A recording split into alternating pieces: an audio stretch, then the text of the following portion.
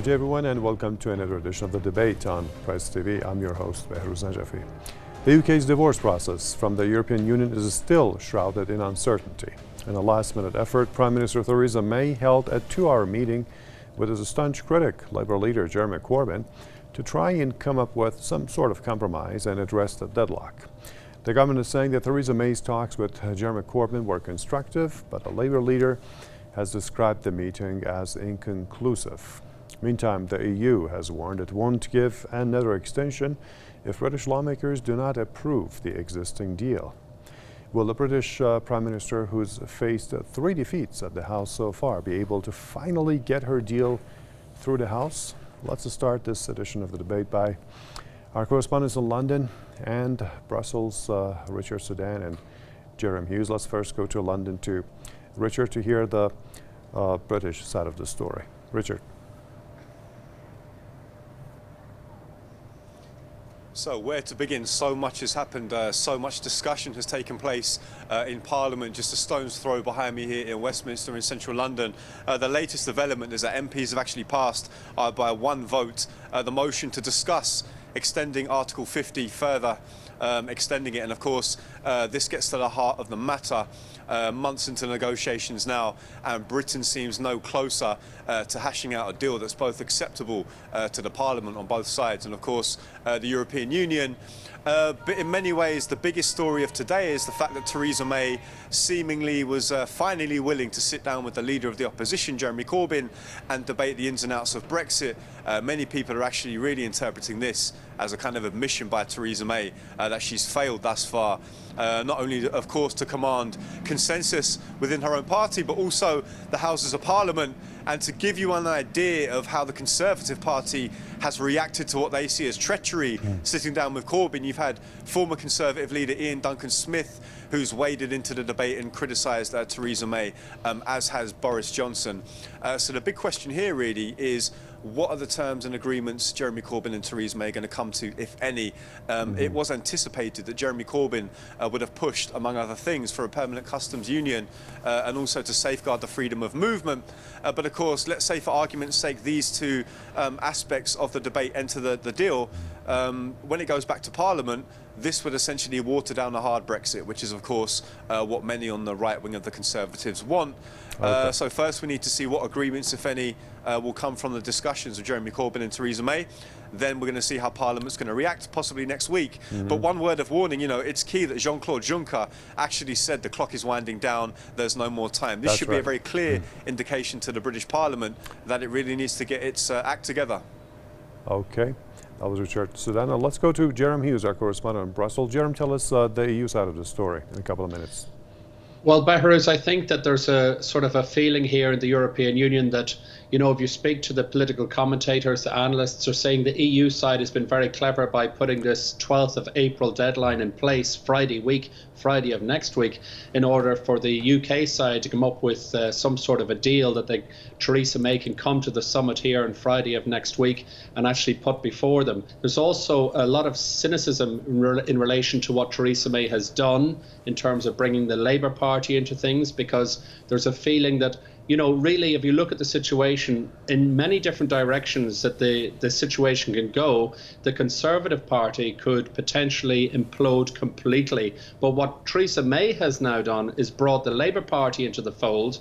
And now you've got Jeremy Corbyn, the head of the Labour Party, coming out and saying, yes, we met, we couldn't make any progress. So actually now they're actually sharing out the blame, so to speak. So that's a political manoeuvre. But from the EU side of things, I think what they want really now at this stage, of course, initially they wanted the UK to stay in the EU. Now they want a soft Brexit. For the UK to stay in the customs union, to stay in the single market, it means that it would sort out the problem with the border in Ireland.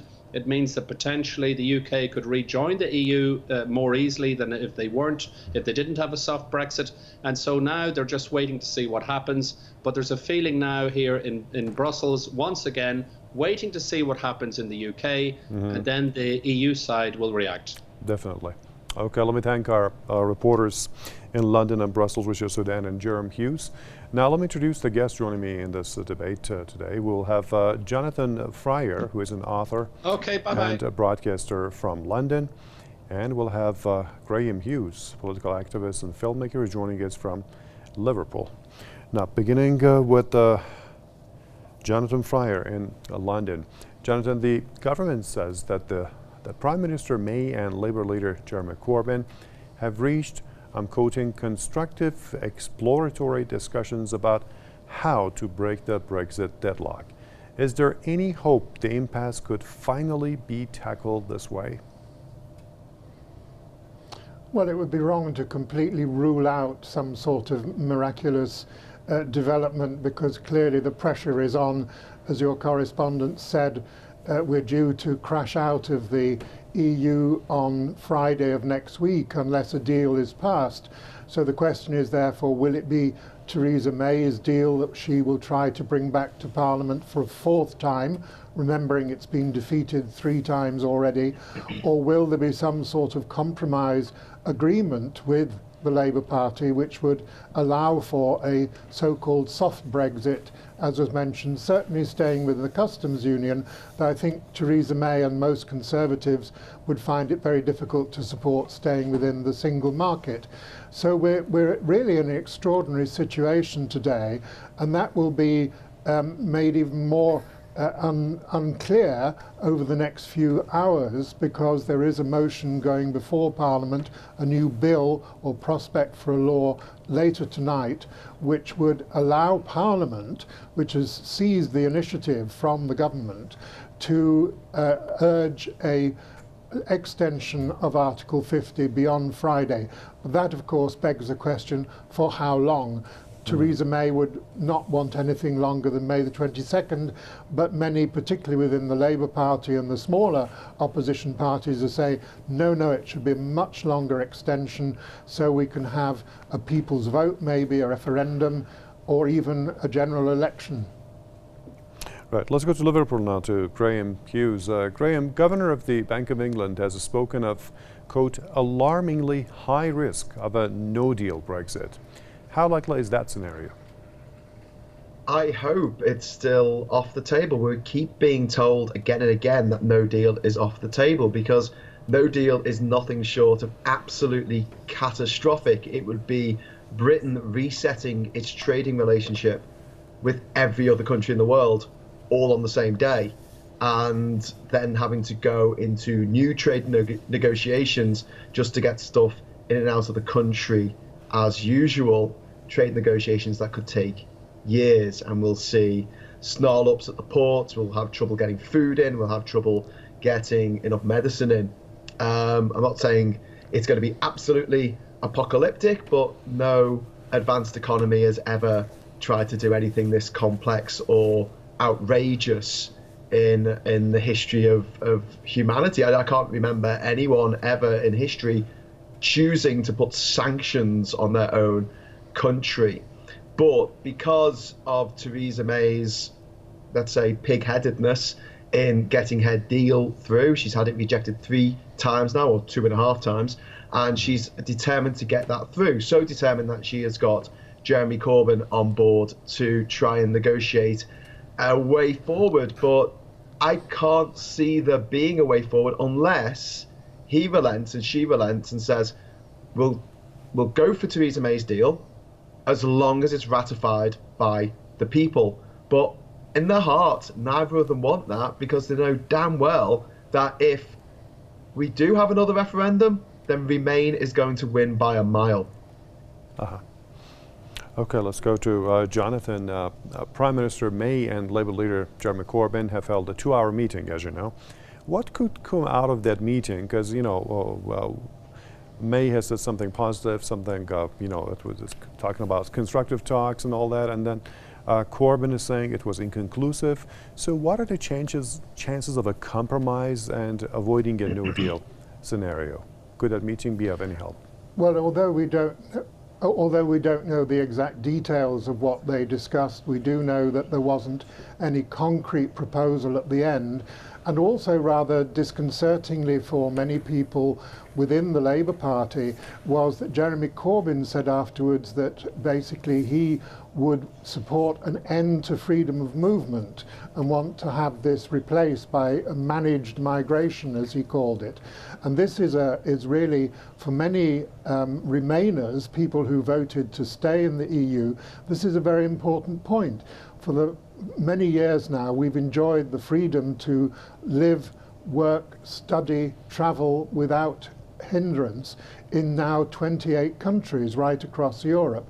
And it's alarming that the Labour leader is saying, no, we are prepared to give that up. That would be good news for Theresa May, because she is totally against freedom of movement. And of course, the hard Brexiteers and many who voted leave object to it as well. But there are already big ructions within the Labour Party, and significantly, the shadow foreign secretary, the foreign affairs spokesperson for the Labour Party, said herself this evening that she has sent a letter to all Labour MPs insisting that there is, as your other guest said, a confirmatory vote. In other words, that anything that is agreed cannot just be passed, it must then be put to the people through a referendum. Right. Now, Graham, Labour's lists Sienna Rogers saying that there is a lot of pressure on Corbyn from Labour MPs to support another referendum. They want that to be put as a condition for any deal. How likely does that seem to happen? This is the problem. It all comes down to one man, Jeremy Corbyn, who his record in Parliament over the last 40 years has been one of being a huge Eurosceptic. He thinks that the EU is a big capitalist club. He doesn't see the good stuff that the EU has done for our nation. I live in Liverpool, and our city was really down at its heel in the 1980s. We had nearly £2 billion of Objective 1 funding come into our city, and it's really raised it from the ashes. And Liverpool, it's very telling that it voted Remain, and a lot of people voted because they knew how much the EU had actually done for us. I don't think Jeremy Corbyn gets this. I think he thinks the EU is a bad thing. It's just a capitalist club. It's just about trade and nothing else. And he misses out all the important cultural aspects of the EU and the freedom that Jonathan was talking about, the freedom to move, work, live, trade, marry, retire in 27 other countries without let or hindrance. You don't have to ask permission to do that. And him going back on freedom of movement, which he's already done that before, but the party is screaming at him, we want freedom of movement and we want another vote. Whether or not he'll listen is another matter.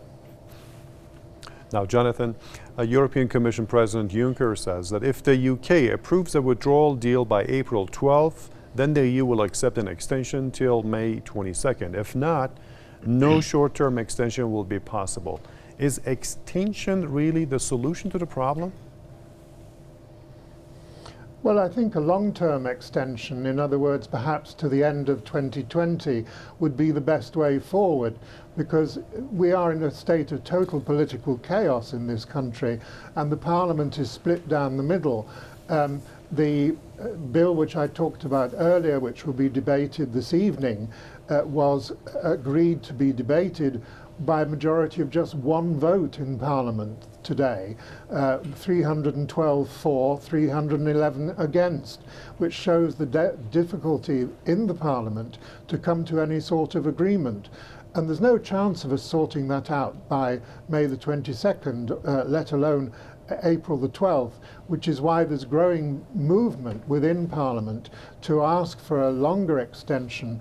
And the smaller parties, the Scottish Nationalists, the Welsh Nationalists, the Liberal Democrats, the Greens, and so on, have all come together, as well as an independent group of MPs who left both the Conservative and Labour parties because they didn't like what's happened in recent months.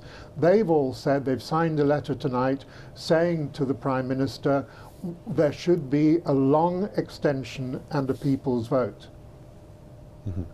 Now let's go to Graham. Prime Minister May has stressed that a no deal is better than a bad deal, but she also insists that they've got a good deal. Do they really have a good deal? No, they do not have a good deal. The best deal that we could possibly get with the EU is the one we've got at the moment. It's Germany plus. We get all the benefits of the EU, but we don't have to have the euro, and we're not part of Schengen, which keeps a lot of people happy. The idea that we can go from that to a better deal that doesn't have us in the single market, doesn't have us part of the customs union, and doesn't allow freedom of movement is absolutely preposterous.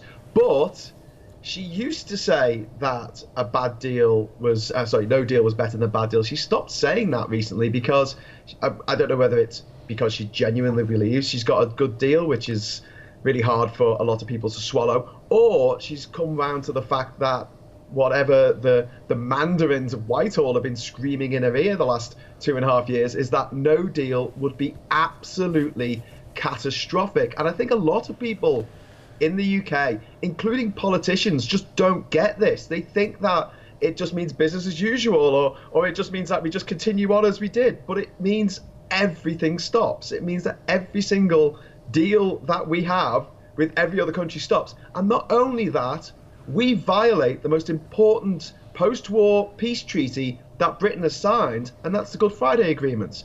I mean, this is like the start of a war. And in some respects, Theresa May's deal is, I think someone said this the other day, it's the kind of deal you sign after losing a war. It's not one that you would go into if you held all the cards, which is what we were told by the lying Brexiteers. Okay, let's go to London. Jonathan, do you agree with Graham's opinion? Yes, I do. I mean, I would use another image. I think basically Theresa May's deal is a rotten fish, and each time she brings it out, it smells more rotten than it was before. And basically, there needs to be something quite radically different, or preferably some exit from Brexit, and allow people to change their minds. But it's very significant, I think, that there was a lot of false narrative about no deal. According to opinion polls, many ordinary British citizens who don't follow EU matters very closely believe that no deal meant just things carry on as they are now. But that's absolutely not the case.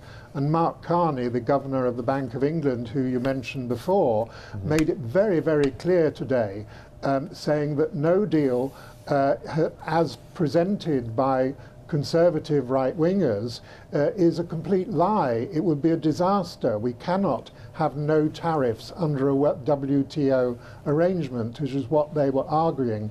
But the whole political discourse in this country has been undermined by lies and deception and very violent language. It's extraordinary today. MPs have been calling each other the most terrible names. I mean, not just ordinary insults, but swear words. I've never heard that before. Yep, Liverpool. Now, Graham, London, as you know, is criticized by EU member states of lacking a clear-cut and, specific plan for departure, and they are losing their patience, What's all this fuss about? The EU has been incredibly patient with us so far. I'm more impatient than I would be in their position, because don't forget, Brexit isn't just going to damage the United Kingdom's economy. It's damaging the EU's economy. We have more trade with just Ireland on its own than we do with Brazil, Russia, India and China put together. And we're putting all that in jeopardy. We're causing billions of euros having to be paid out for improvements in infrastructure, in ports, to train up new customs agents. And we're leaving it to the last minute before we go, okay, right now you've all got to do all this new stuff that you never had to do before. So as far as I'm concerned, the EU has managed to come together. All 27 members have agreed to Theresa May's deal, even though it's rotten. It's us that can't agree to it. And the fact that we triggered Article 50 with the full three-whipped support of the Labour Party without a plan is absolutely reprehensible. I mean, it's almost criminal in what they did there, because if you go into any kind of negotiation or treaty or anything with no idea what you want when there's a ticking time bomb, which is the no deal scenario, which is every bit as bad as Mark Carney has said it would be. That is the height of irresponsibility. They are putting people's livelihoods on the line. They are keeping people awake at night with stress. They are destroying businesses and destroying lives and destroying relationships all over the UK and all over Europe by doing this. And it beggars belief. It really does, especially as we know now that Vote Leave and Leave.eu both broke the law, and they seem to have just paid a fine and got away with it. Right. Now, Jonathan, what kind of a divorce from EU can best serve the interests of Britons? Well, I think Graham and I have both agreed no divorce would be the best interest, but if there is going to be a Brexit, then it has to be the softest form of Brexit possible. In other words, stay within the customs union, stay within the single market, and enter into some sort of bespoke deal, which is sort of a bit like Norway, a bit like Sweden, but not quite like either of them, but which would mean that we would have the main benefits of membership, or at least some of them, but of course we'd have no say whatsoever in future EU laws. And this is often omitted by commentators, that the real problem, or one of the problems, is that if we leave the EU, we would still have to obey EU laws and regulations if we're going to trade with the continent, but we would not be at the table of ministers meeting to decide them. Okay, let me ask also Graham about the same question. You have 30 seconds, Graham. What would best serve the Britons? The best Britain, the best deal we got is the one we got at the moment. But if we have to take Theresa May's deal, then let's take that deal. It means that we will be a vassal state of the EU forevermore and not get a say at the table. And to be honest with you, the way we've behaved as a nation in the last 2.5 years, we probably deserve it.